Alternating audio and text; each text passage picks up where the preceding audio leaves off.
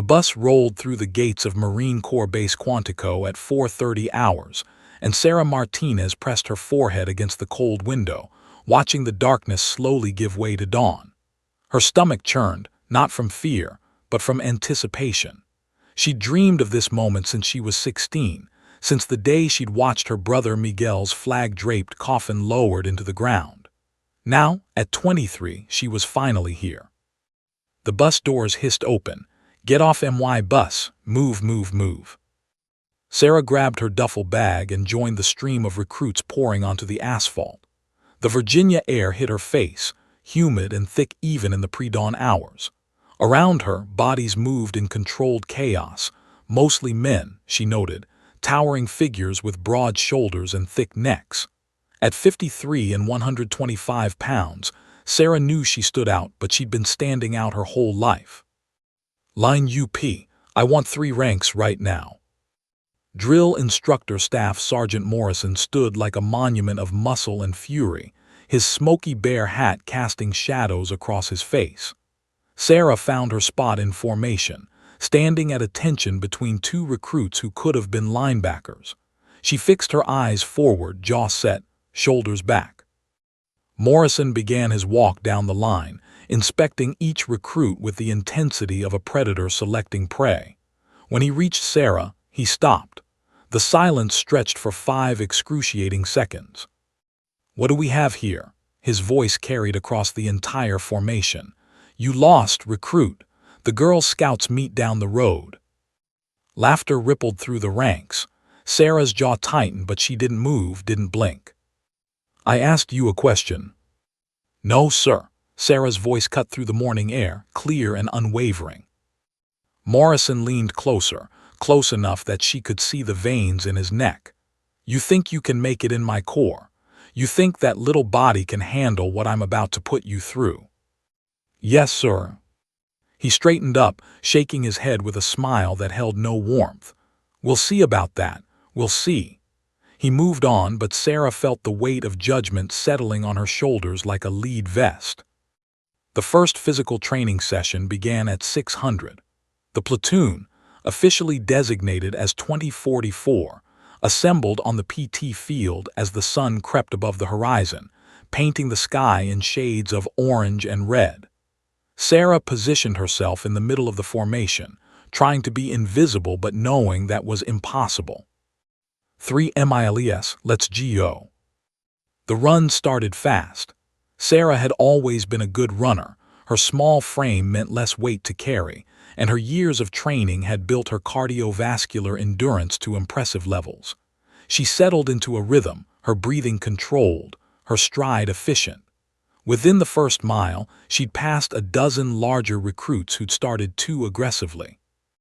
As they rounded the 2-mile mark, Sarah found herself in the front third of the pack. A female recruit named Jessica pulled alongside her, breathing hard. "There, watching us," she gasped between breaths. Sarah noticed it too. The drill instructors weren't just monitoring the run, they were specifically tracking the women, clipboards in hand, exchanging glances and shaking their heads. It wasn't encouragement. It was documentation of expected failure. "Faster," Sarah told Jessica. "Show them." They pushed harder, crossing the finish line in the top quarter of the platoon. Sarah's lungs burned, but satisfaction warmed her chest. She'd proven something. Or so she thought. "Not bad for a warm-up," Morrison's voice boomed. "Now let's see what you're really made of. Rope climb, everyone on the obstacle course." The obstacle course loomed ahead, a nightmare landscape of walls, trenches, and climbing apparatus designed to break bodies and spirits. The rope climb stood at the center, a thick, rough rope extending 30 feet into the air, worn smooth by thousands of climbs. Sarah's confidence wavered. Rope climbing had always been her weakness.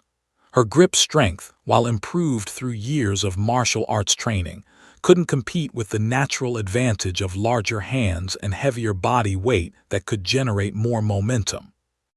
"Martinez, you're first. Show us what girl power looks like." The platoon formed a semicircle around the rope. Sarah approached it, her heart hammering.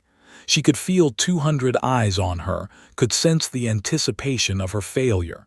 She jumped, grabbed the rope, and began to climb. Her technique was textbook. Wrap the rope around her foot, push with her legs, pull with her arms, repeat. But halfway up, her forearms began to scream. Her grip started slipping. She pushed harder, but her hands, slick with sweat, couldn't hold. She slid down 5 feet before catching herself. "Come on, Martinez," someone shouted, but it didn't sound supportive. She tried again, made it 5 feet higher this time, but her muscles were fried. Her hands opened against her will, and she fell the remaining distance, landing hard on the mat below. The impact knocked the wind from her lungs. Again. Sarah stood, chalk dust coating her trembling hands, and tried once more. This time, she barely made it 10 feet before sliding down, rope burn adding to her collection of pain. "Weak," someone coughed from the gathered crowd. Others snickered. Morrison walked over, his expression a mixture of disappointment and vindication. "This is exactly what I'm talking about. Heart's not enough, recruit. You need strength. You need capability. Can't fight the enemy if you can't climb a rope." Sarah stood at attention, sweat dripping into her eyes, humiliation burning hotter than any physical exertion. But beneath the embarrassment, something else ignited, a coal of determination that would soon become an inferno. "Yes, sir," she said quietly. As the platoon moved to the next obstacle, Sarah caught the whispers. "She won't last 2 weeks. Why do they even let them try? Waste of time and resources." That night, alone in her rack, Sarah stared at the ceiling of the barracks. Her hands were wrapped in bandages, her muscles screamed, and her pride was wounded. But she'd been wounded before. She'd survived worse than rope burns and insults. She thought of Miguel, of the promise she'd made at his grave. Tomorrow she'd wake up at 500 and do it all again, and the day after that, and the day after that. They called her weak. They had no idea who they were dealing with. Week 2 began with bruises. Sarah counted them in the mirror of the head bathroom, as civilians called it. 7 distinct marks across her arms, 3 on her ribs, 1 spectacular purple bloom spreading across her left shoulder blade. She traced them with her fingers like a map of her journey, each one a testament to impacts absorbed, falls survived, and a body that refused to quit. "Looking rough, Martinez," Jessica said, emerging from one of the shower stalls. She had her own collection of bruises, though fewer. Everyone did. "Purple's my color," Sarah replied, managing a grin. But they both knew the truth. Sarah's bruises weren't just from normal training. They were evidence of something more deliberate, more targeted. The pattern had become impossible to ignore. During hand-to-hand combat drills, while other recruits were paired with partners of similar size and experience, Sarah consistently found herself matched against the biggest men in the platoon. Corporal Davis, 64 and 240 pounds of farm-raised muscle. Private First Class Johnson, a former college wrestler who outweighed her by almost 100 pounds. Recruit Thompson, who'd apparently been an amateur boxer before enlisting. "It's to test your limits," drill instructor Morrison had explained with that same cold smile. "Enemy won't care that you're small. Better you learn that here than in the field." On the surface, it sounded reasonable, but Sarah wasn't stupid. She'd trained in martial arts long enough to know that proper instruction involved progressive resistance, not throwing beginners to the wolves. The male recruits were being taught technique, given partners who matched their skill level so they could develop properly. Sarah was being used as a punching bag, a living demonstration that women didn't belong. Today's combatives' training started like all the others. The platoon formed a circle on the mats, the air thick with the smell of sweat and disinfectant. Instructor Sergeant Chen demonstrated a basic takedown defense, hip movement, weight distribution, leverage over strength. Partner up, size doesn't matter if your technique is solid. Sarah found herself facing Davis again. He towered over her like a building with arms. "No hard feelings, Martinez," he said, not unkindly. Davis wasn't malicious, just following orders. "I'll try to go easy." "Don't," Sarah replied, and she meant it.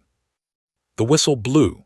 Davis reached for her with those enormous hands, and Sarah's body moved on instinct, muscle memory from 8 years of training under Master Chen at the Victory Dojo in East LA.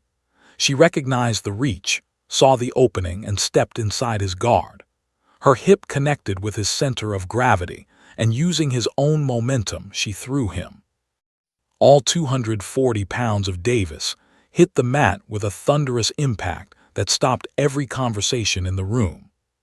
Silence, then Morrison's voice cut through. "Luck again." They reset. Davis came more cautiously this time, respect dawning in his eyes. Sarah defended, deflected, and when he overcommitted to a grab, she swept his leg. He went down again. Again. 5 times they went. Sarah took him down 3 times, defended successfully once, and only got taken down herself on the last attempt when exhaustion made her sloppy. By the end, Davis was breathing hard and looking at her with newfound respect. But Morrison wasn't impressed. "Cute party tricks. Let's see how you do against someone who actually knows what they're doing. Johnson, get in here." And so it continued. Each time Sarah showed competence, the difficulty increased. Each time she succeeded, the bar was raised higher. It was a game she couldn't win, designed to ensure her failure, not develop her skills. During the afternoon session, they moved to striking drills. Sarah was paired with Thompson, the boxer. His first jab caught her in the ribs despite her guard, a sharp, professional shot that drove the air from her lungs and sent pain radiating through her torso. "Sorry," Thompson muttered, but his eyes said he wasn't. The whistle blew again. This time Sarah was ready. Thompson threw combinations, jab, cross, hook, but Sarah's years of Muay Thai training kicked in. She blocked, parried, moved. When he dropped his right hand slightly, she snapped a leg kick into his thigh that made him stumble. His eyes widened. "You actually know how to fight." "Shocking, right?" Sarah, breath circling. They continued for 3 rounds. Sarah absorbed punishment. There was no avoiding it given the size difference, but she also landed strikes. Clean strikes. Technical strikes. The kind that made Sergeant Chen pause and watch more closely. After the drill, Chen pulled her aside. "Where'd you train?" "Victory Dojo, Los Angeles. Master Chen, no relation, I assume." A brief smile crossed the instructor's face. "Good school, I know it." He glanced around, then lowered his voice. "You've got real skill, Martinez. Better than half the men here. Don't let them break you." It was the first acknowledgement she'd received from any instructor that she belonged here. Sarah felt something crack in her chest, not breaking but opening. Someone saw her. Someone knew. But that evening, during chow, she overheard the conversation that would change everything. The drill instructors sat at their own table in the mess hall, speaking in voices that carried just enough to be heard by nearby recruits. Morrison led the discussion, gesturing with his fork. "The women are slowing everything down. We have to modify obstacles, adjust standards." "Martinez isn't slow," Chen interrupted. "She's got better technique than." "Technique doesn't matter when you can't carry a wounded Marine off the battlefield," Morrison cut him off. "She couldn't even climb the rope. What happens when she needs to scale a wall in Fallujah? What happens when a 200-pound Marine is hit and needs extraction?" Sarah's appetite vanished. She stared at her tray, fork frozen halfway to her mouth. "She's improving," Chen argued. "Every day she's..." "She's a liability," Morrison said flatly. "They all are. This whole women in combat experiment is going to get people killed. Mark my words."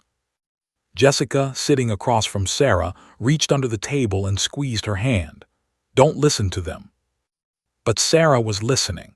She was listening to every word, feeling them land like physical blows. The bruises on her body would heal in days. These words would fuel her for years. That night, long after lights out, Sarah lay in her rack and stared into the darkness. Her body ached. Her pride was wounded. But something else was happening inside her, a crystallization of purpose, a hardening of resolve. They wanted to prove she was weak. Fine, she'd prove she was iron. She thought back to the early mornings at Victory Dojo, when Master Chen would make her hold stances until her legs trembled and tears streamed down her face. "Pain is temporary," he'd say. "Character is permanent." She thought of Miguel, who'd wanted to be strong but had sought strength in all the wrong places. He died at 19 with a gun in his hand, trying to prove himself to people who would never respect him. Sarah would be different. She would earn respect the right way, through skill, through perseverance, through undeniable capability. Tomorrow she'd wake at 500. She'd face whatever they threw at her. She'd take the hits, absorb the insults, and keep moving forward. They called her weak. They called her a liability.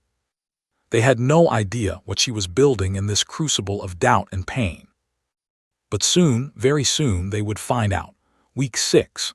Sarah had survived longer than Morrison predicted, longer than the betting pools in the barracks had given her. She'd mastered the rope climb through sheer repetition and bloody determination, leaving skin on that rope every day until her hands developed calluses thick as leather.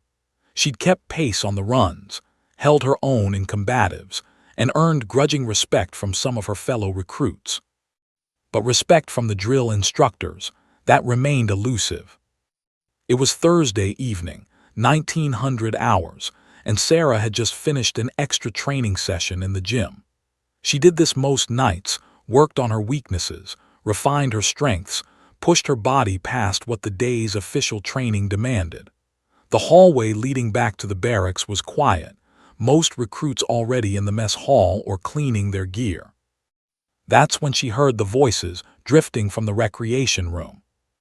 "I'm telling you, this whole thing is a disaster waiting to happen." The voice was male, confident, edged with contempt. "Women in combat roles. It's not about equality, it's about survival. And we're playing politics with people's lives." Sarah slowed her pace. She knew she shouldn't eavesdrop, knew she should just keep walking. But something kept her feet planted outside that door. "Come on, Collins, it's not that bad," another voice replied, though it sounded uncertain. "Some of them are pretty tough." "Tough?" The laugh that followed was harsh and humorless. "My grandmother's tough. Doesn't mean I want her covering my 6 in a firefight. These girls are going to get real Marines killed." Sarah's jaw clenched. She recognized the first voice now, Staff Sergeant Derek Collins. He was an instructor for the Advanced Combat Unit, already graduated from basic, with 2 deployments to Afghanistan under his belt. His reputation preceded him, hardcore, old school, and vocally opposed to women in the Corps. "What about that Martinez girl?" a third voice chimed in. "I heard she took down Davis in combatives." "Martinez?" Collins scoffed. "She's the worst of them because she's got everyone fooled. Yeah, she knows some martial arts moves, probably learned them at some strip mall dojo. But that's not combat. Combat is chaos. It's carrying a wounded man twice your size through enemy fire. It's kicking down doors with 80 pounds of gear on your back. It's not some choreographed sparring match." Sarah's hands curled into fists. Her gym bag slipped from her shoulder and hit the floor with a soft thud. "Martinez is 125 pounds soaking wet," Collins continued, warming to his subject. "She couldn't drag a casualty 10 feet, let alone across a kill zone. And when the bullets start flying, she'll freeze. They all do. It's biology. Women aren't wired for combat. All this equality nonsense is going to cost lives." "That's pretty harsh, Staff Sergeant," the uncertain voice ventured. "Harsh? You want to know what's harsh? Getting your buddies killed because the military cares more about looking progressive than maintaining standards. I've seen it before. Standards get lowered, qualifications get adjusted, and suddenly you've got people in positions they can't handle. That Martinez girl, she's a joke. What's she gonna do in battle? Cry at the enemy? Throw her tampons at them?" Laughter erupted from the room. 5 distinct voices, all male, all joining in the mockery. Something inside Sarah snapped. It wasn't the insults about her size. She'd heard those her whole life. It wasn't even the doubt about her capabilities. She was used to proving herself. It was the casual certainty in Colin's voice, the way he dismissed not just her but every woman who'd ever fought to serve, who'd ever bled and suffered and earned the right to stand alongside their brothers in arms. It was the laughter that followed jokes about women dying in combat, as if their sacrifice would be amusing rather than tragic. Sarah thought of Sergeant First Class Lee Ann Hester, who'd earned a Silver Star in Iraq, of Marine Corporal Pamela Harris, of Army Specialist Monica Brown, of countless women who'd already proven themselves in combat zones while men like Collins clung to their prejudices. She thought of Miguel, and how he'd have challenged anyone who spoke about her this way. Her feet moved before her mind caught up. She pushed open the door to the rec room. 5 Marines sat around a table, all staff sergeants or corporals, all combat instructors, all senior to her in rank and experience. They looked up surprised as Sarah stepped into the doorway. Collins sat at the head of the table, a coffee mug in his hand, his face registering first surprise, then amusement. "Well, well," he drawled. "Speak of the devil, or should I say the little girl playing Marine?" The room went silent. The other 4 Marines exchanged uncomfortable glances, but Collins leaned back in his chair, supremely confident. Sarah's voice came out steady, colder than she felt. "Say that to my face, Staff Sergeant." Collins smiled, the expression never reaching his eyes. "Which part? The part where you're too weak for combat, the part where you're a liability, or the part where you're wasting everyone's time pretending to be something you can't be? The part where you think I can't fight?" The smile widened. "I don't think, Martinez, I know. You've got some cute moves in a controlled environment, but in a real fight, against someone who actually wants to hurt you, you'd fold like a lawn chair." The other Marines looked nervous now. One of them, a corporal named Stevens, stood up. "Staff Sergeant, maybe we should." "Should what?" Collins cut him off. "Be politically correct. Pretend that 125 pounds of girl power is going to hold up in the field." He turned his full attention back to Sarah. "I'm not trying to be mean, Martinez. I'm trying to save lives, yours included. The kindest thing anyone can do is help you realize this isn't where you belong." Sarah took 3 steps into the room. Every nerve in her body was singing, but her mind was clear, clearer than it had been in weeks. She'd spent 6 weeks absorbing punishment, swallowing insults, proving herself every single day to men who would never acknowledge it. She was done waiting for respect. "You think I can't handle a real fight?" Her voice was quiet but carried through the room like a blade. "Then fight me." Collins blinked. For just a moment his confidence wavered, then he laughed. "What?" "You heard me. You and me, Staff Sergeant, prove I'm weak. Prove women don't belong. Put your reputation where your mouth is." The other Marines erupted in protests. "Martinez, you can't challenge a superior officer. This is insane. Someone's going to get in serious trouble." But Collins held up his hand, silencing them. He studied Sarah with new interest, like a cat examining a mouse that had just offered to fight back. Slowly he stood up, all 6 feet and 190 pounds of him. "You're serious? Dead serious? You realize I've been training Marines in hand-to-hand combat for 3 years, that I've fought in actual combat." "I realize you're scared," Sarah replied. "That's why you're trying to talk me out of it." Collins' jaw tightened. Pride and anger warred across his face. The room held its breath. "Fine," he said finally. "You want to learn this lesson the hard way. I'll teach you. But when you're lying on that mat, humiliated in front of everyone, don't say I didn't warn you." "One condition," Sarah said. "All of you." She looked at each of the 5 Marines in turn. "You all think women can't fight. You all had something to say about us. Then you all step up, one after another." The room exploded in disbelief. Stevens actually laughed. "You want to fight all 5 of us? Martinez, that's suicide." "That's confidence," Sarah corrected. something you'd recognize if you had any. Colin's eyes glittered with something between respect and anticipation of her destruction.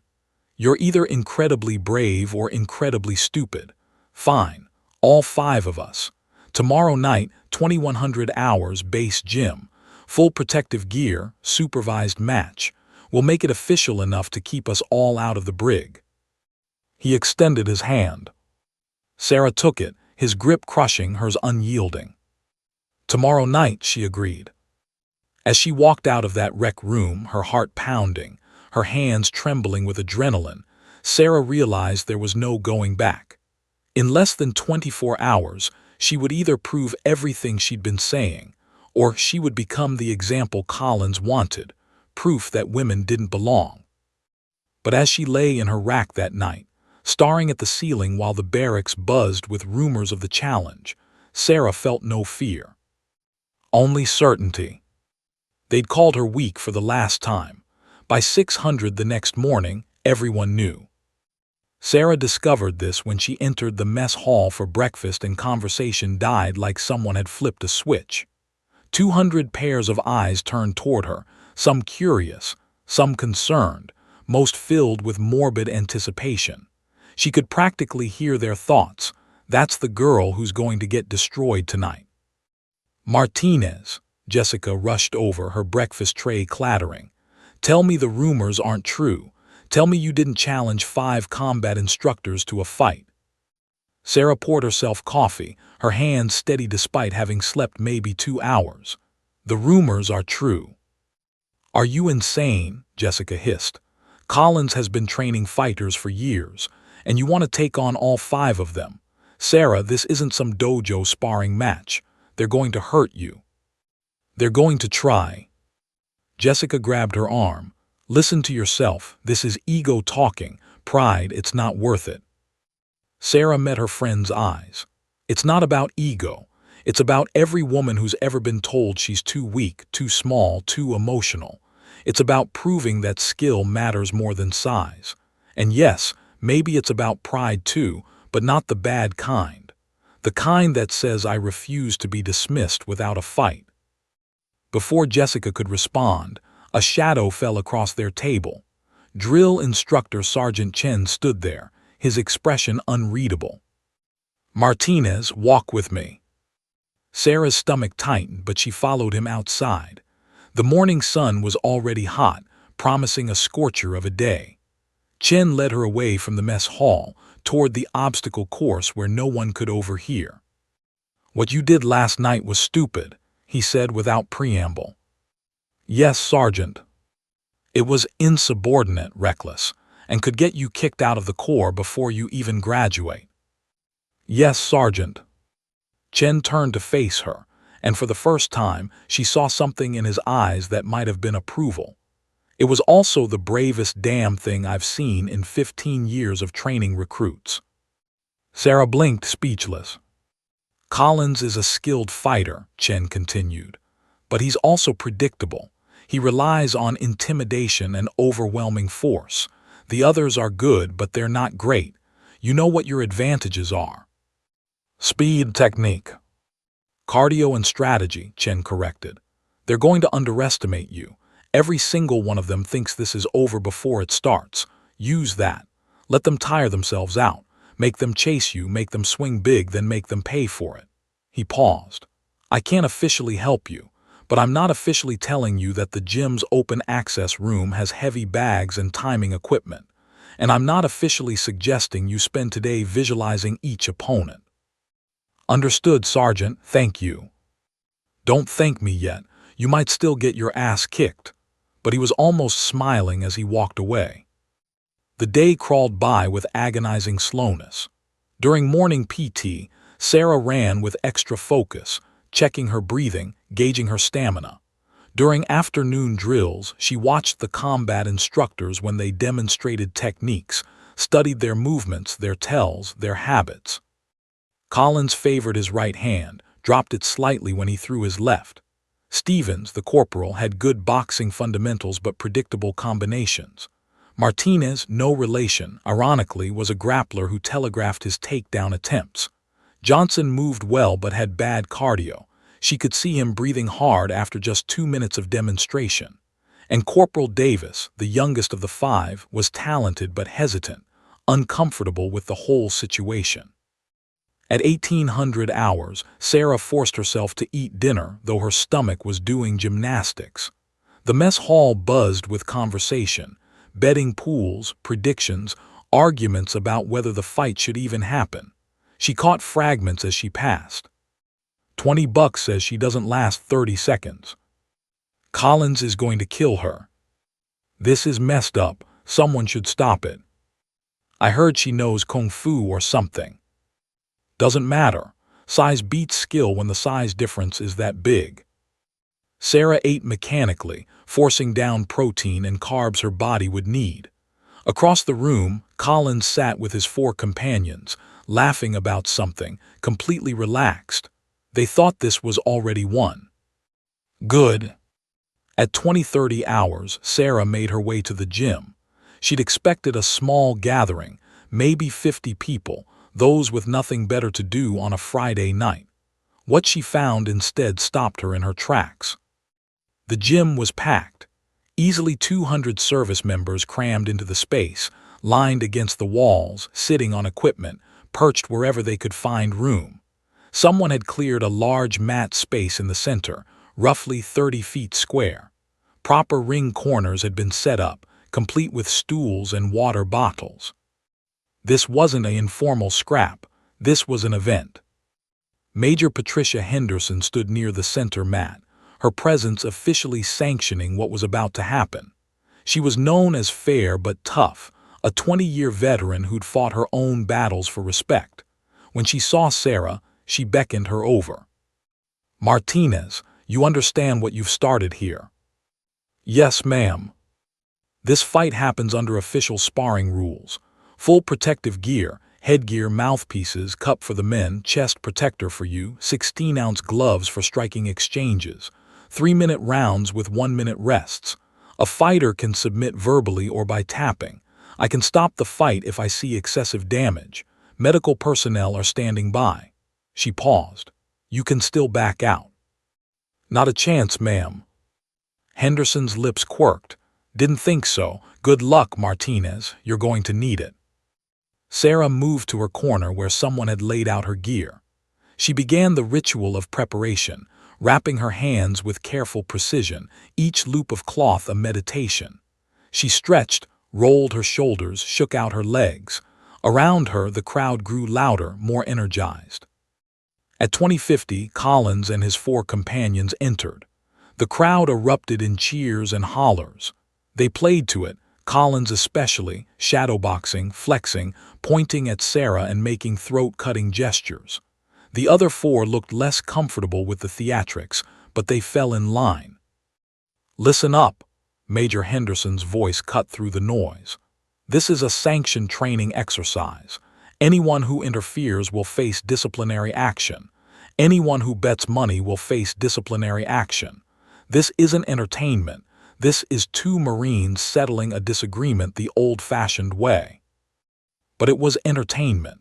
Sarah could feel the electricity in the air, the barely contained excitement of the crowd.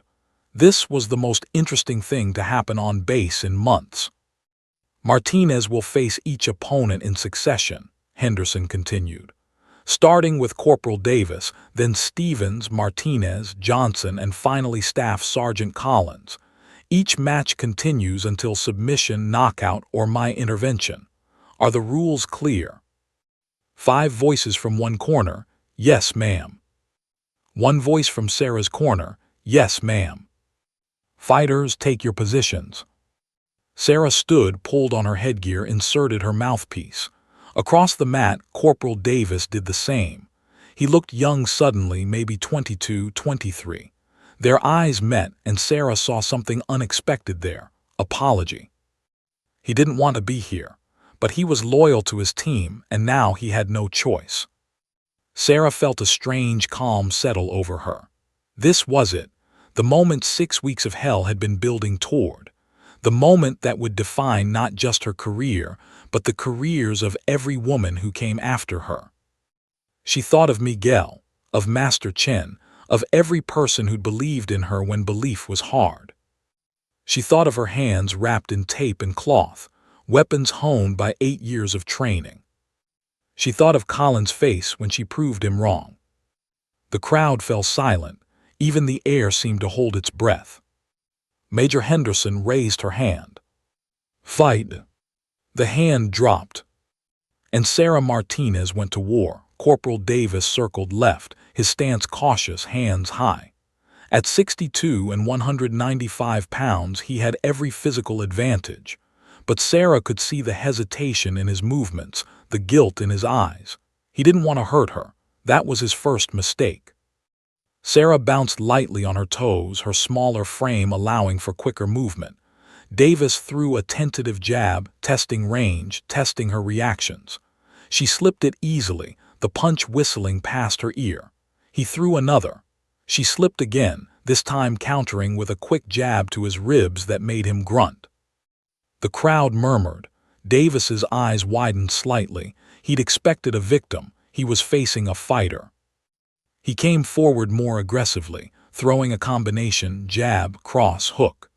Sarah parried the first two, ducked under the hook, and exploded forward with a liver shot that folded Davis slightly at the waist. Before he could recover, she pivoted and snapped a roundhouse kick to his temple, not full power but enough. Davis's knees buckled. He caught himself, but his eyes were unfocused. Major Henderson stepped in immediately. "Fight stopped. Davis, you're done. 12 seconds. The gym erupted in shocked noise. 12 seconds. Sarah had just dropped a combat instructor in 12 seconds. Davis touched gloves with her as he left the mat, respect now replacing the apology in his eyes. "Good luck," he whispered through his mouthpiece. "Stevens, you're up." Corporal Stevens entered the ring with none of Davis's hesitation. He was angry now, angry that his teammate had gone down so quickly, angry that he'd underestimated her. He came at Sarah like a freight train. Stevens was a boxer and a good one. His jab was sharp, his footwork solid.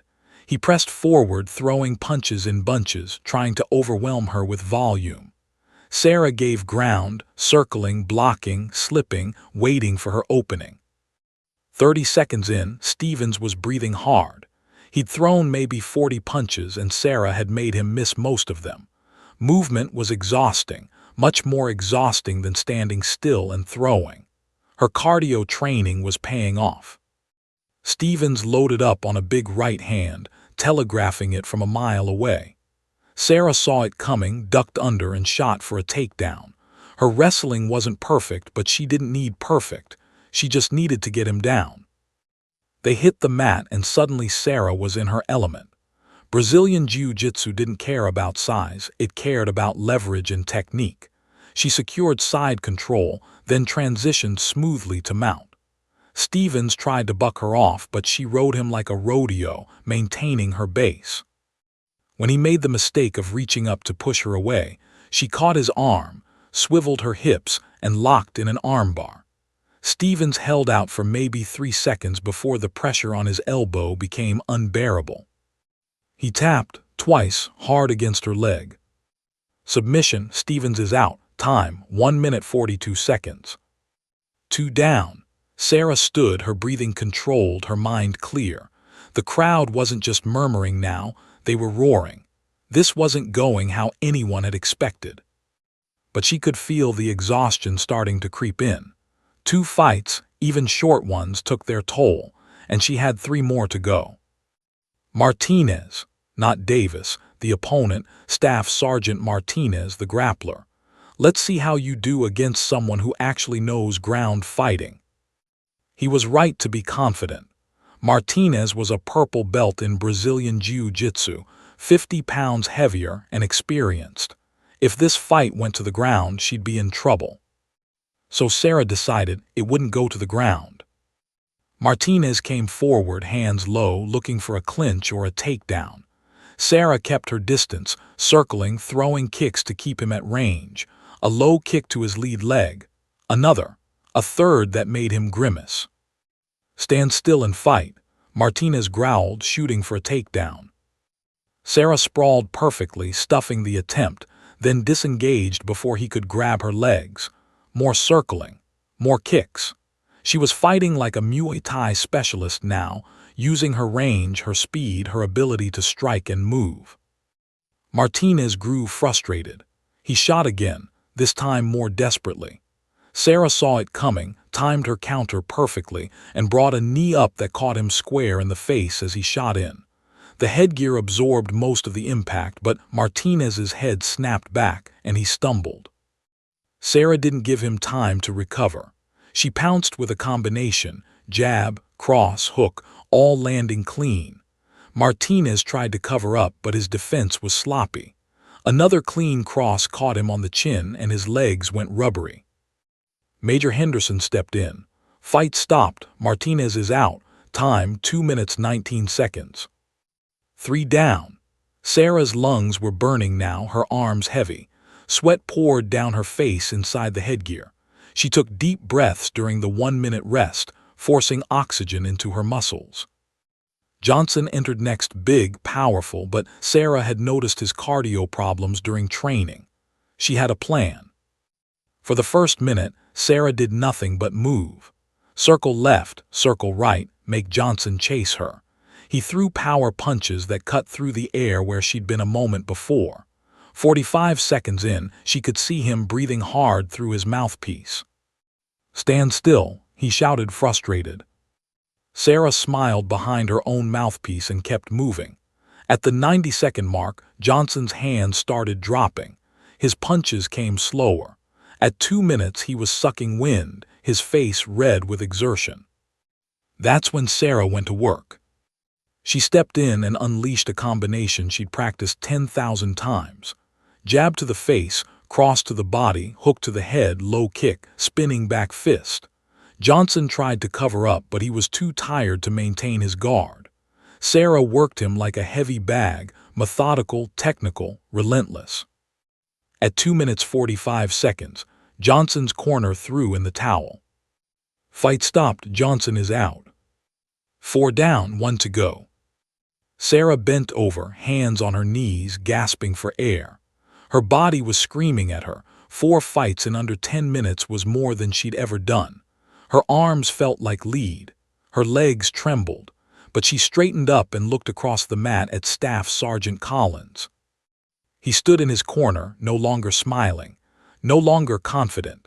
She just dismantled 4 trained fighters, and now he was alone. The crowd had gone from entertained to electrified. They were standing now, pressed against the boundaries, shouting encouragement, most of it, Sarah realized with shock for her. Martinez, Martinez, Martinez. Collins stepped onto the mat, and Sarah could see the calculation in his eyes. She was tired. He was fresh. He still had every physical advantage, but doubt had crept in, and doubt was a fighter's worst enemy. "Good run, Martinez," he said as they touched gloves, "but this is where it ends." "We'll see," Sarah replied. Major Henderson looked at both fighters. "This is the last match. Are you both ready?" "Yes, ma'am," Collins barked. Sarah just nodded, saving her breath. "Fight." Collins came out fast and aggressive, trying to end it quickly before her adrenaline wore off. He was skilled, much more skilled than the others, and his combinations were crisp and powerful. Sarah defended, absorbed a few shots on her guard, and looked for patterns. There, when he threw his left hook, his right hand dropped, just slightly, just for a moment. She waited, 30 seconds, 45. At 1 minute, Collins threw the combination, jab, cross, left hook. His right hand dropped. Sarah exploded with a right hand that split his guard and snapped his head back. Collins stumbled, shocked. She pressed forward, jab, cross, low kick, high kick. Collins backed up, his confidence shattered. At 90 seconds, Sarah faked a high kick and went low instead, sweeping Collins's front leg. He went down hard, and she was on him immediately, transitioning through positions with desperate speed. Collins was strong, experienced, and skilled on the ground, but he was also panicking. Sarah could feel it in the way he moved, too fast, too frantic, making mistakes. She trapped an arm, secured the position, and slid her forearm across his throat. Rear naked choke. She locked it in tight, squeezed, felt Collins's hand scrabble at her arm. His body went slack. Major Henderson pulled her off immediately. "Stop, he's out, fight over." The gym exploded. Sarah rolled onto her back, chest heaving, staring up at the fluorescent lights. Her body was done, she couldn't have gone another second, but she'd done it. 5 Marines, 5 knockouts. Around her, the crowd was going absolutely insane. People were chanting her name, jumping, embracing each other like they'd just witnessed something historic. Because they had. Sarah Martinez, 53 and 125 pounds, had just changed the conversation forever. Sarah woke up in the base medical facility at 300, disoriented and aching everywhere. The last thing she clearly remembered was Major Henderson checking her pupils while someone pressed an ice pack to her swollen knuckles. Everything after the 5th fight was a blur of faces, voices, and hands patting her shoulders. "Easy, easy." A Navy corpsman appeared at her bedside. "You're fine, just exhaustion and dehydration. We kept you for observation, but you can return to barracks in a few hours." "What time is it?" Sarah's voice came out as a rasp. 0300. "You've been out about 5 hours." The corpsman handed her a water bottle. "You're trending on Twitter, by the way, #3 in the United States." Sarah's hand froze with the bottle halfway to her lips. "What?" The corpsman pulled out his phone, navigating to Twitter. There it was, a shaky video someone had taken from the crowd, showing Sarah's fight with Collins. The caption read, "Female Marine recruit destroys 5 male Marines.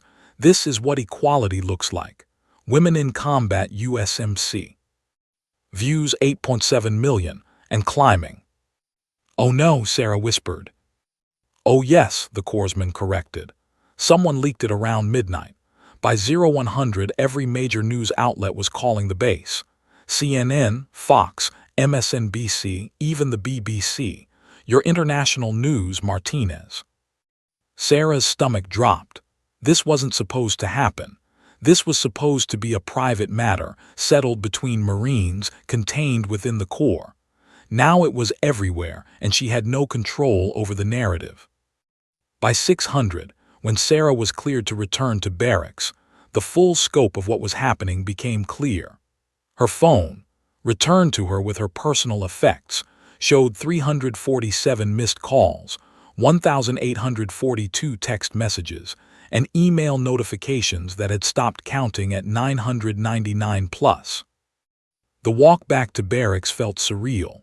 Marines she'd never met stopped to watch her pass, some offering nods of respect, others glaring with open hostility.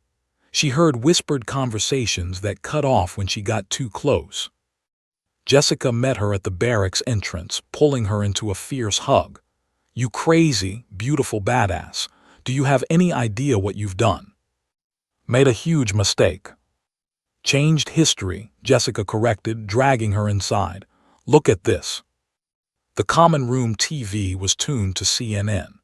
A panel of military analysts debated the video, with the chyron reading, "Female Marines, viral fight reignites women in combat debate." Demonstrates that physical standards aren't as gender-dependent as critics claim, one analyst argued. "This was a controlled environment," another countered. "Combat conditions are entirely different. One viral video doesn't change the fundamental." "Martinez," drill instructor Morrison's voice boomed from the doorway. "My office, now." The walk to Morrison's office felt like a death march. Sarah had been up for maybe 3 hours after 5 hours of sleep. Her body was wrecked, and now she was probably going to face disciplinary action for the fight, the video, the media circus, all of it. Morrison sat behind his desk, his expression unreadable. Beside him stood Major Henderson and, to Sarah's shock, Colonel Richard Vance, the base commander. "Sit down, Martinez," Colonel Vance said. Sarah sat, back straight despite her exhaustion. "Do you understand what you've created?" Vance asked, his tone neutral. "I'm beginning to, sir. The commandant called me at 200. The Secretary of Defense's office called at 2:30. I've had 17 different media outlets request interviews, 3 senators' offices demanding statements, and the Marine Corps Public Affairs Office trying to figure out how to spin this." He leaned forward. "So I'll ask you directly, what were you thinking?" Sarah met his eyes. "I was thinking that I was tired of being told I don't belong, sir. That women don't belong. I was thinking that words weren't going to change their minds, but action might. And challenging 5 superior ranks to unauthorized combat was your solution." "It was supervised, sir," Major Henderson interjected. "I authorized it as a training exercise." Vance shot her a look that could have melted steel. A training exercise that's now international news and has reignited one of the most divisive debates in military policy. The Marine Corps doesn't need this attention right now. "With respect, sir," Sarah said quietly, "maybe it does." The room went silent. Morrison's eyes widened. Even Henderson looked shocked at her audacity. Vance studied her for a long moment. "Explain." "The integration of women into combat roles is still new, still controversial. There are men like Staff Sergeant Collins in every unit, in every base, undermining female Marines every day. They create environments where women have to work twice as hard for half the respect. Last night," Sarah paused, choosing her words carefully. "Last night I proved that skill and determination can overcome size and strength. Not in theory, not in a study. In reality, in front of 200 witnesses." "You also assaulted 5 Marines," Morrison interjected. "Who volunteered," Henderson countered. "Who issued the initial challenge. Martinez was defending herself and every female Marine they've ever disparaged." Vance held up his hand, silencing the debate. "Here's what's going to happen. The 5 Marines you fought are being reassigned. Collins to a desk job pending a review of his conduct toward female service members. The investigation revealed multiple complaints that were never properly addressed." Sarah felt a flash of satisfaction, then guilt. She hadn't wanted to ruin careers, just prove a point. "As for you," Vance continued, "you're being placed on special assignment. The commandant wants you to complete your training, graduate, and then participate in a joint task force studying combat effectiveness metrics. You'll be a case study, Martinez, whether you want to be or not." "And if I just want to be a regular Marine, sir?" "That ship sailed when you knocked out 5 men on camera." Vance's expression softened slightly. "For better or worse, you're a symbol now. How you handle that will determine whether you're remembered as a troublemaker or a trailblazer." The meeting ended with Sarah more confused than when it started. She'd wanted to prove herself. She'd wanted respect. She hadn't wanted to become a poster child for social change. Over the next 72 hours, the story exploded beyond anything Sarah could have imagined. The video was analyzed frame by fight commentators. Think pieces appeared in the New York Times, the Washington Post, and military journals. The hashtag #MarineMartinez trended for 3 straight days. Support poured in from unexpected places. Retired General Sandra Wright, a pioneer for women in the military, wrote an op-ed praising Sarah's courage. Female combat veterans shared their own stories of discrimination and vindication. Athletic organizations highlighted the video as proof that women's combat sports deserved more investment and respect. But the backlash was equally fierce. Conservative commentators called the fight a publicity stunt. Online trolls flooded Sarah's social media with vile messages. Some claimed the video was fake, that the Marines had thrown the fights. Others argued that one woman's success didn't represent all women's capabilities. The 5 Marines faced their own reckonings. Collins's reassignment became public, and with it came revelations about his history of misconduct toward female Marines, complaints that had been filed and ignored. Stevens and Martinez issued public apologies, acknowledging their biases and committing to change. Davis and Johnson stayed quiet, processing their defeat privately. On day 4, Sarah received a handwritten letter, delivered through official channels. Martinez: You were right. I was scared. Scared that if women could do what I do, it meant I wasn't special. Scared that the core I loved was changing into something I didn't recognize. Scared that admitting women belong meant admitting I'd been wrong for years. I'm not asking for forgiveness. I'm just saying I'm starting to understand. You didn't just beat us in that gym. You beat the part of me that needed you to fail. Good luck, Marine. Collins. Sarah folded the letter carefully, tears pricking her eyes for the first time since the fight. This was what she'd been fighting for, not victory but understanding, not dominance but equality, not revenge but change. That evening, as Sarah sat in the barracks' common room surrounded by fellow recruits, male and female, watching her fight replay on ESPN, someone asked the question everyone was thinking. Was it worth it? Sarah looked at Jessica, at the female recruits who sat a little straighter now, at the male recruits who looked at them differently, with respect instead of dismissal. She thought of Collins's letter, of the conversation that was happening across the country, of every woman who would have an easier path because Sarah had taken the harder one. Ask me in 10 years, she said, when the next generation of female Marines doesn't have to fight for respect, they just get it automatically, then I'll know if it was worth it. But deep down, watching the pride on her fellow Marines' faces, Sarah already knew the answer. It was worth everything. 3 weeks after the fight, a reporter from The Atlantic finally tracked Sarah down during her off-duty hours. She declined every interview request, ignored every media inquiry, but Marcus Chen, the journalist, wasn't asking for an interview. He was asking to understand. Why did you enlist? He asked, sitting across from her at a coffee shop just outside base. You had scholarships, you had options. Why the Marines? Sarah stared into her coffee, seeing her reflection ripple in the dark liquid. You want the real story, not the heroic soundbite.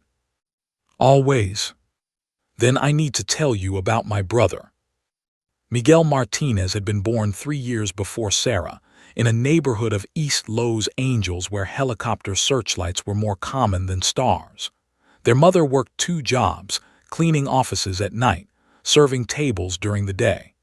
Their father had disappeared when Sarah was 4, leaving behind nothing but unpaid bills and broken promises. Miguel tried to be the man of the house. At 15, he was working part-time at a bodega, bringing home money, walking Sarah to school every morning. He was funny, protective, and desperate to prove he was strong enough to keep them safe. The gang came to him when he was 16. Sarah told Marcus, her voice steady despite the emotion behind the words. Los Reyes. They told him he could protect our family, make real money, be somebody. Miguel wasn't stupid. He knew what they really were. But when you're 16 and scared and the only power you see comes from violence, you make bad choices.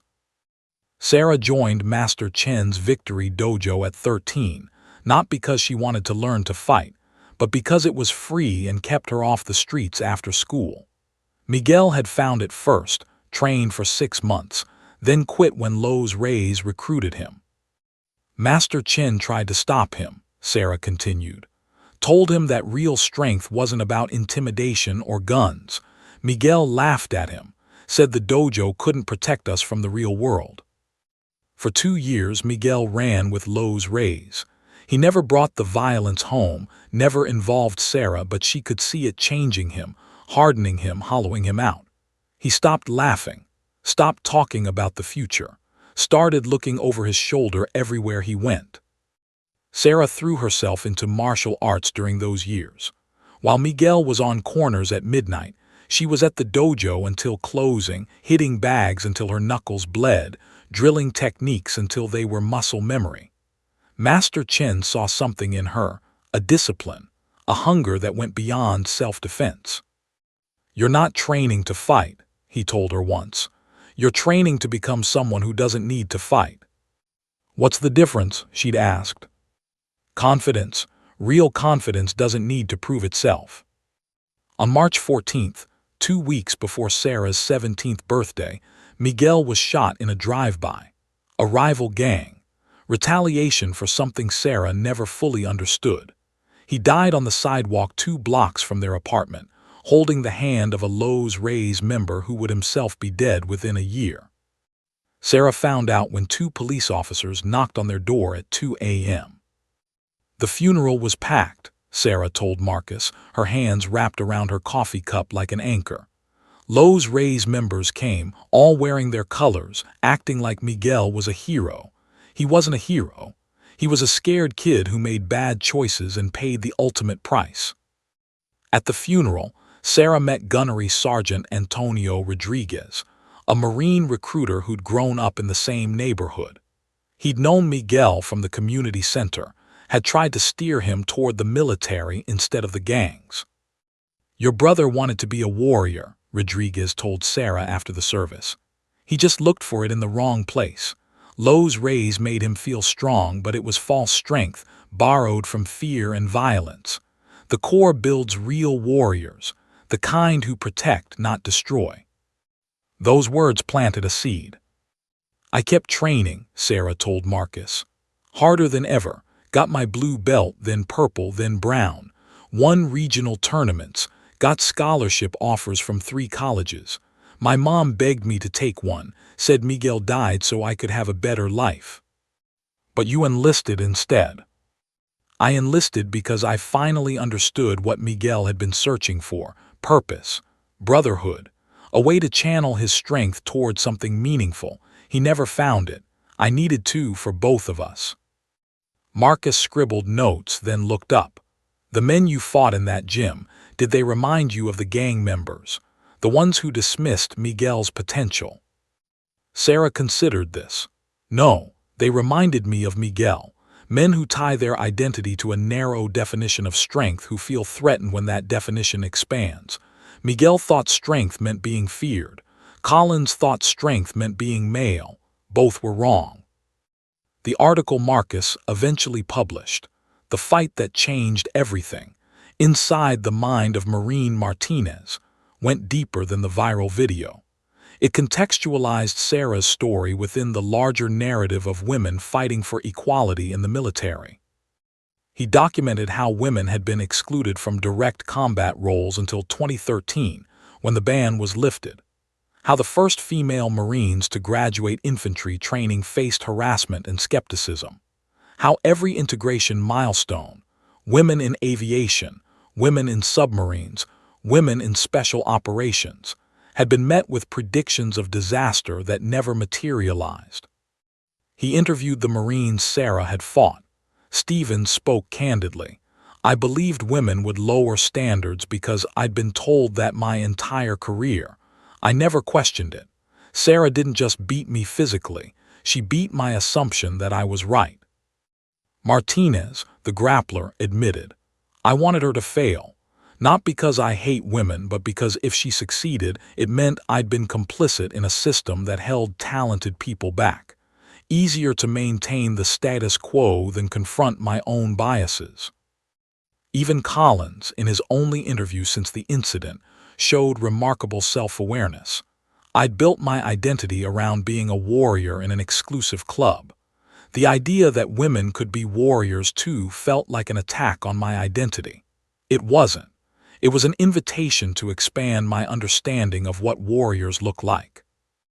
The article also featured voices from the broader military community. Female veterans who'd served in Iraq and Afghanistan before combat roles were officially opened, who'd faced enemy fire while technically being in support roles. Women like Sergeant Lee Ann Hester, who'd earned a Silver Star for valor in Iraq in 2005. Like Major Mary Jennings Heger, who'd been shot down in Afghanistan and fought off Taliban fighters while rescuing wounded soldiers. Sarah's fight hadn't happened in a vacuum. It was part of a continuum, one more step in a long march toward equality. The day the article published, Sarah received a call from an unexpected source. General Sandra Wright, the first female three-star general in the Marine Corps, now retired. "I read your story," Wright said without preamble. "About your brother. I want you to know something. In 1982, when I tried to become a Marine, they told me women weren't cut out for military service. Too emotional, too weak, not team players. Sound familiar?" "Yes, ma'am."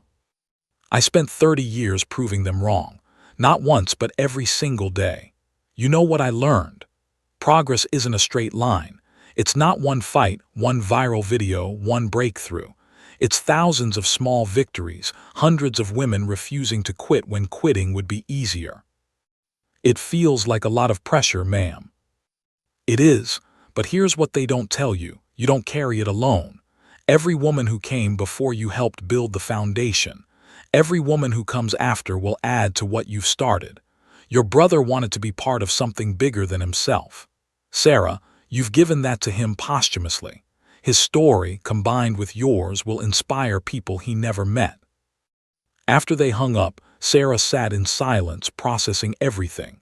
She thought about Miguel, not as he'd died but as he'd been before the gangs, laughing, dreaming, full of potential that never got realized.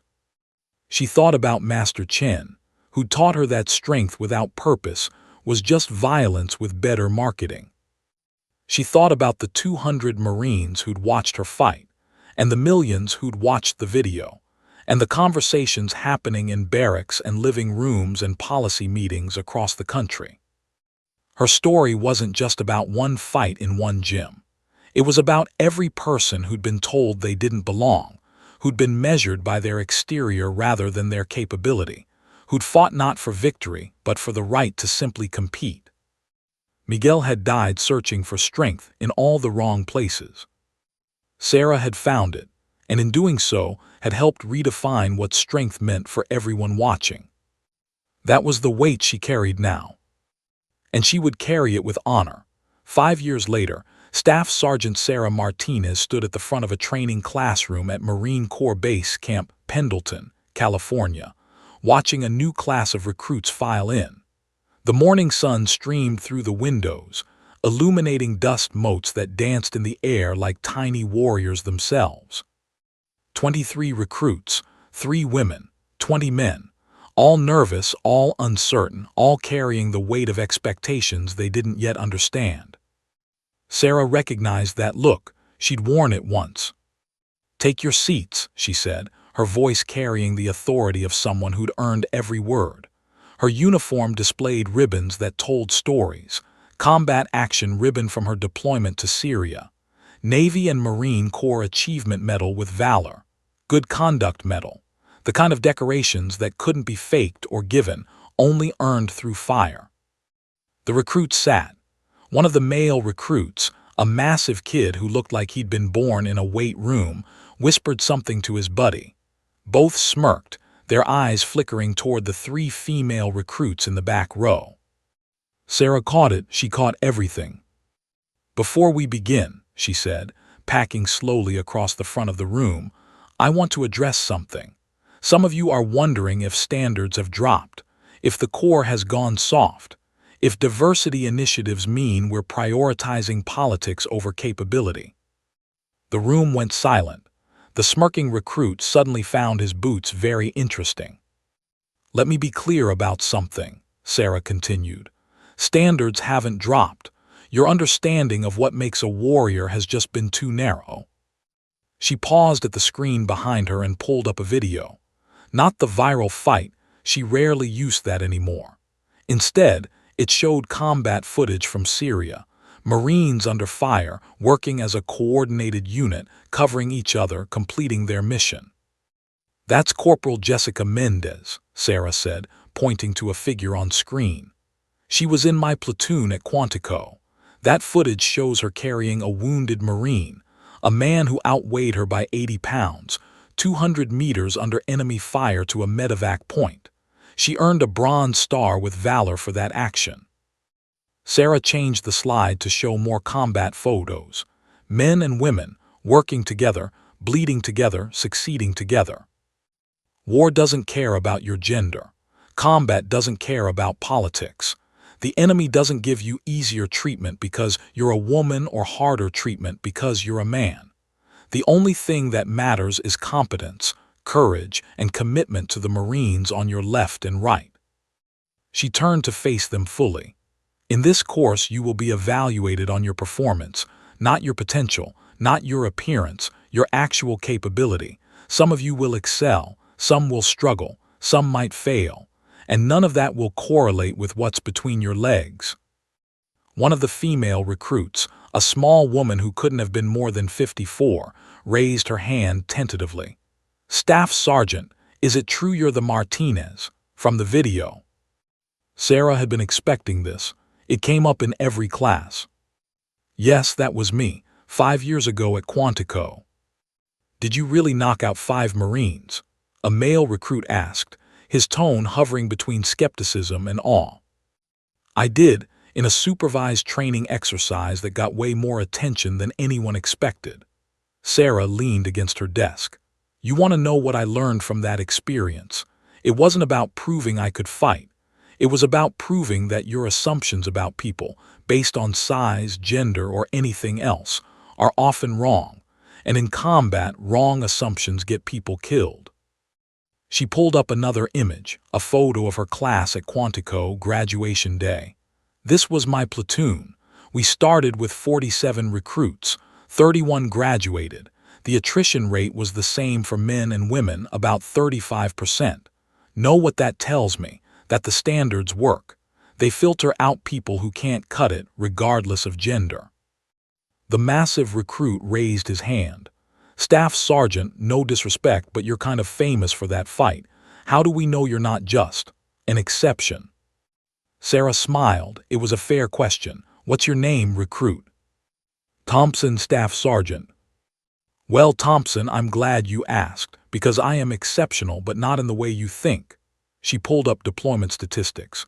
"Since women have been allowed in all combat roles, they've maintained the same performance standards as men, same qualification rates, same success rates, same attrition rates in specialized training. The data doesn't lie." She changed slides again, showing a photo that made her chest tighten even after all these years. Master Chen at the Victory Dojo, arm around a teenage Sarah, both smiling. "I had an instructor once who told me that real strength isn't about dominating others. It's about mastering yourself, understanding your capabilities and limitations, working to improve both." She looked at each recruit. "That's what this training is about. Not about proving you're better than someone else, about becoming the best version of yourself." After the class, Sarah retreated to her office, a small space that she'd made her own with photos and mementos. On her desk sat a framed picture of Miguel, forever 19, frozen in a moment before everything went wrong. "Hey, Hermano," she said softly, touching the frame. "Got another group of kids today. Some of them remind me of you, trying to figure out who they are, where they belong." Her computer chimed with an incoming email. The sender made her pause. Derek Collins. They'd maintained correspondence over the years, awkward at first, then gradually more honest. Collins had taken his reassignment as an opportunity for genuine self-reflection. He'd completed sensitivity training, attended workshops on unconscious bias, and slowly rebuilt his career through humility rather than bravado. "Sarah, wanted to let you know I'm retiring next month. 20 years in the Corps. Never thought I'd make it after what happened. But I did, and I'm proud of how I finished, not how I started. I'm teaching now. Self-defense classes for women. Funny how life works. The thing I fought against became the thing I advocate for. My daughter enlisted last year. Infantry. She's everything I said women couldn't be: strong, capable, fierce. And when other Marines doubt her, I'm the first one to set them straight. Thank you for not giving up on me when giving up would have been easier. Thank you for showing me that being wrong isn't weakness.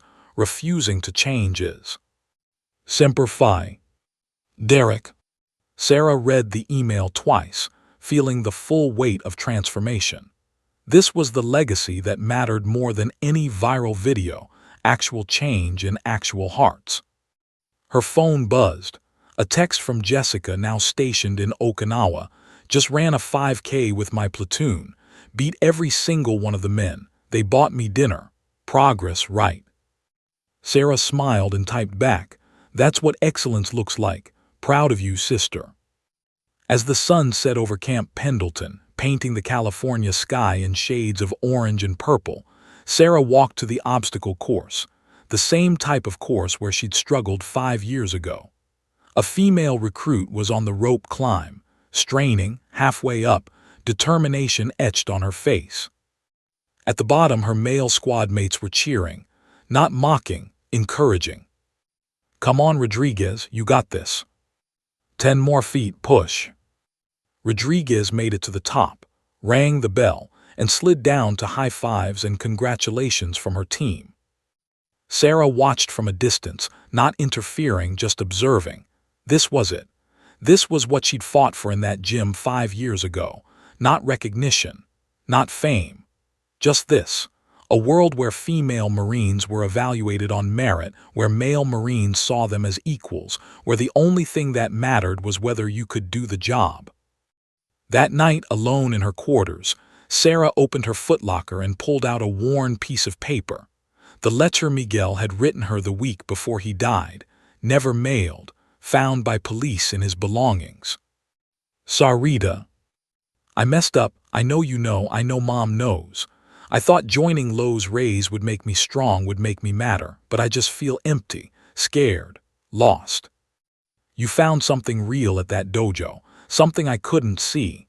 I wish I'd stuck with it. Wish I'd listened to Master Chen. Wish I'd been more like you, brave enough to build strength instead of borrow it. If I don't make it, and I know the odds, promise me you'll keep fighting, not just with fists. Fight to be something I couldn't. Fight to matter in ways I never did. Te amo, hermana. Miguel." Sarah folded the letter carefully and placed it back in the footlocker.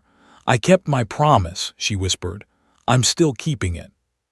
Through her window, she could see the obstacle course, the training grounds, the barracks where tomorrow's Marines slept. Somewhere in those buildings were young women who would face the same doubts, the same challenges, the same fight for respect that she had faced. But they wouldn't face it alone. They wouldn't face it from zero. They would stand on the foundation Sarah and countless others had built, a foundation of competence, courage, and undeniable capability. 5 years ago, Sarah Martinez had knocked out 5 Marines in a gym at Quantico. Today, Staff Sergeant Martinez was building an entire generation that wouldn't need to. And that, more than any fight, was her greatest victory. The end.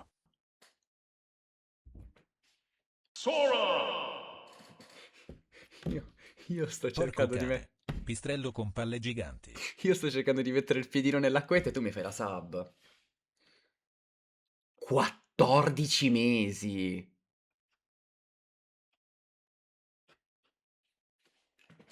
Capite? Tesoro, ma 14 mesi di sub hai tu. Ma te lo giuro, ma sai che non me lo ricordavo? Ma tu sei uno di quelli che hanno il simbolino dell'anno fin da subito. Te, ma sei un tesoro. Patato, grazie per il 14° mese. Ma 14.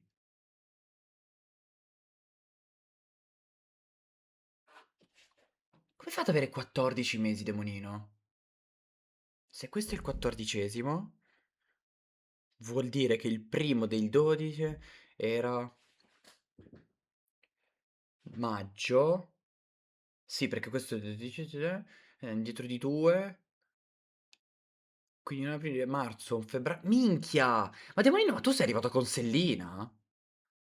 E ancora non il VIP. Eccoci qua, eccoci qua. Ma sei arrivato con Sellina? Ma veramente è arrivato così tanto tempo fa, demonino? Ma ricordo quel periodo lì. Ma minchia, così tanto tempo fa. E ci sono già passati 14 mesi, patato. Grazie, cucciolo. Grazie, cucciolo, per il 14° mese. Tra l'altro, neanche con il Prime. Proprio pagato. Pagato. Supporto alla community massimo. Grazie tesoro, sei un cucciolo demonino. Grazie patato. Grazie per questa costante fiducia in me. Arriverà il VIP, non si sa, cucciolo, non si sa, non si sa. E che i miei VIP sono particolari, però non è detto, eh. Stai tranquillo, cucciolo, non vi preoccupate che se qualcuno deve avere il VIP ce l'avrò. Sì, Ama, stai tranquilla. Mi hanno fatto impazzire i miei familiari. Ah, ok, i vecchi durante il viaggio. Buongiorno Davidino. Buongiorno Davidino, buongiorno Cucciolo. Sei stato patatato. Ciao Stella. Adesso ti vedevo su Discord, eh. Ah, ah, ok, patato. Va bene, patato. No! No! No!